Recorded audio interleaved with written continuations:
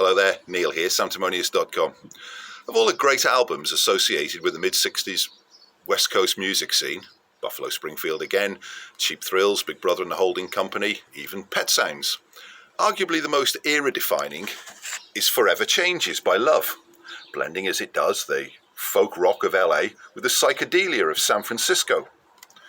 Fronted by guitarist and singer-songwriter Arthur Lee, one of two African Americans in the quintet, establishing Love as the first interracial rock band, Forever Changes, their third album, was released in November 1967.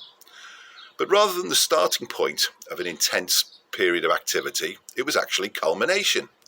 Lee was responsible for 9 of the 11 tracks that incorporate jazz, blues and baroque pop, firing 3 of his bandmates when recording was completed. The exiting trio no longer deemed compatible with his future vision of the group. For his lyrical subject matter, Lee draws upon pressing issues of the day: the Vietnam War, civil rights, racism, the threat of nuclear conflict. And while at times his lyricism is a touch abstract, it often comes wrapped in some of the most stunning string arrangements rock even now has ever heard. Another bone of contention for Lee was a perception that the record company, Elektra, were neglecting Love to throw all their promotional weight behind a recently signed act named The Doors, which was somewhat ironic, as it was Lee who had recommended the band to the label.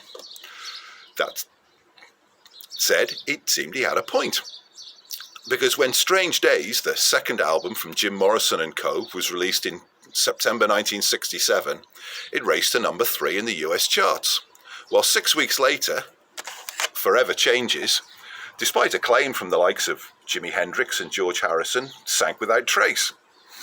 It has, though, rarely been out of critical favour, and is now a perennial in any 100 greatest albums of all time list, generally found at a ranking somewhere between 20 and 40. As for Lee, well, he led varying lineups of Love through some interesting albums, although none quite ever recaptured former glories. And by the end of the decade, his 1967 masterpiece seemed out of step with prevailing heavy rock trends, although today its themes seem as pertinent as ever.